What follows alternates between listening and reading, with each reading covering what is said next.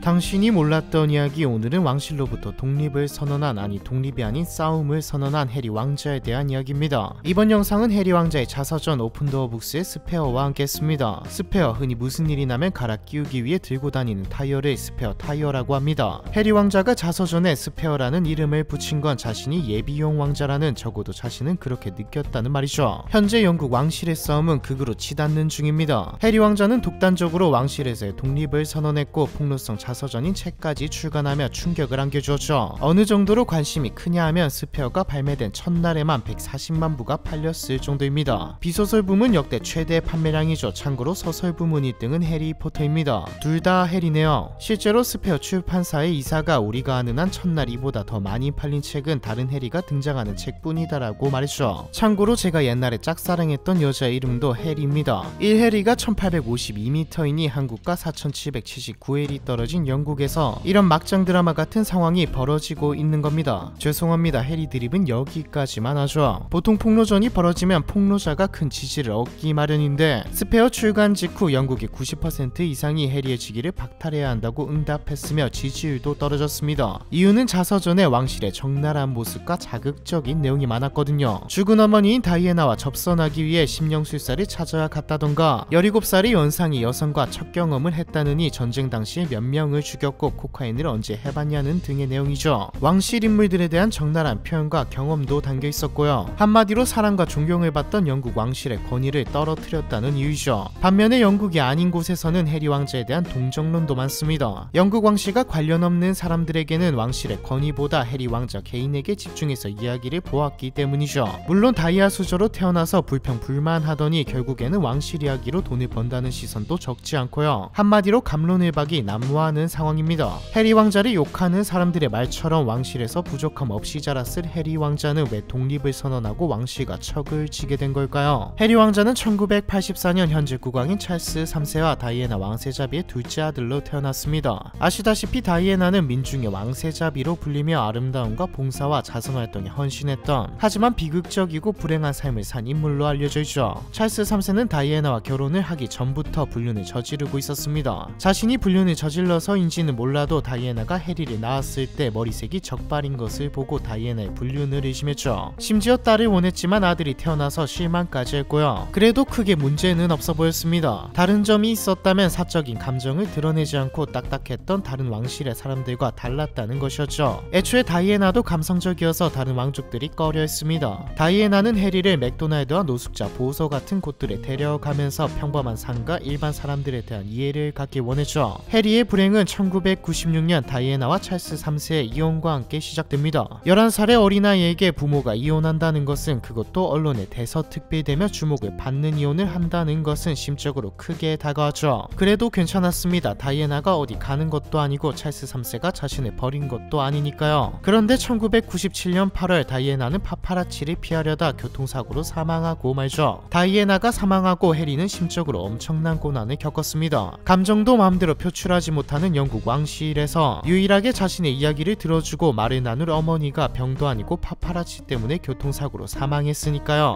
해리는 방황하기 시작했습니다. 파티걸들과 클럽을 전전하고 대마초를 하다가 걸리기도 했죠. 그래도 그나마 괜찮았던 건 영국 왕실에서 최소한의 압박만 가했던 것은, 찰스 3세가 불륜에다가 이혼까지 했던 것도 있지만 해리는 말 그대로 예비용이었기 때문입니다. 형인 윌리엄이 있으니까요. 해리의 방황은 군대에 가면서 끝을 맺었습니다. 해리는 왕실 최초로 장성을 해보고 싶다는 말까지 했을 정도로 군대에 잘 적응했죠. 어쩌면 왕실이라는 그늘에서 벗어나 그리고 비교적 언론의 관심을 덜 받을 수 있었던 군대가 편했던 것일 수도 있습니다. 하지만 왕실의 일원으로 직계로 태어난 이상 자신의 삶을 사는 건 불가능했죠. 왕실의 일원으로서 해야 할 의무가 늘어나면서 군 생활에 집중할 수 없게 되었거든요. 해리는 그나마 편했던 군대를 뒤로하고 다시 왕실로 복귀하게 됩니다. 그러던 2016년 말 해리가 미국 드라마 슈츠의 출연 배우 메건 마클과 사귀고 있다는 소문이 돌기 시작했고 사실로 밝혀집니다. 둘은 약혼까지 했죠. 언론은 난리가 났습니다. 둘의 만남은 영국 군주제의 관습을 깨부순 것이었거든요. 인종도 달랐고 메건 마클은 영국인도 아니었으니까요. 메건은 흑백 혼혈에다 이혼 전력까지 있었습니다. 심지어 둘은 결혼 전부터 동거까지 했죠. 기성세대에게는 안 좋게 보였지만 젊은 층에게는 엄청난 지지를 받았습니다. 크라운 크로니클스의 빅토리아 하워드 편집장은 진부하게 들리겠지만 많은 사람들이 사람들은 새로운 날이 열린다고 생각했다. 왕실이 더욱더 포용적이고 대표성을 띌 수 있게 됐다고 봤다라는 말까지 전했죠. 딱딱하고 권위에 물들어있던 영국 왕실을 사람들에게 더 가깝게 느껴지게 만들었고 부정하지만 남아있던 인종차별과도 관련이 있었습니다. 둘의 만남은 여러가지로 영국과 영국 왕실의 변화를 상징했죠. 결혼은 성대하지만 간소하게 치러졌습니다. 하객을 300명으로 제한했기에 일부 왕족도 참석하지 못했지만 유튜브로 생중계되며 수만 명이 지켜봤죠. 개인적으로 친한 인물인 오프라 윈프리와 베컴, 조지 클루니와 같은 유명 셀럽들도 참여해 주목을 받았습니다. 그렇게 둘은 행복하게 살아갈 듯 보였습니다. 바깥에서 보기에는 부족함 없는 부부였죠. 돈과 명예, 거기에 사람들의 지지와 환호까지 받고 있었으니까요. 하지만 해리를 위협하는, 아니 이제는 메건 마클까지 위협하는 그림자가 다가오고 있었습니다. 바로 언론과 파파라치들이었죠. 사실 둘의 결혼 이전부터 조짐은 보였습니다. 해리는 2016년 말 메건과 관계를 인정했을 당시 이미 일부 언론을 향해 여자친구를 괴롭히려는 움직임이 있다며 목소리를 높였죠. 실제로 일반 대중들의 반응과 달리 언론은 해리와 메건을 공격하고 있었죠. 신문 이면에는 비방, 댓글에는 인종적 비하, 소셜미디어에는 노골적인 성차별과 인종차별 내용이 나오고 있었거든요. 실제로 은퇴 기자의 증언도 있었죠. 왕실 여성들과의 관계는 매우 뜨겁다가도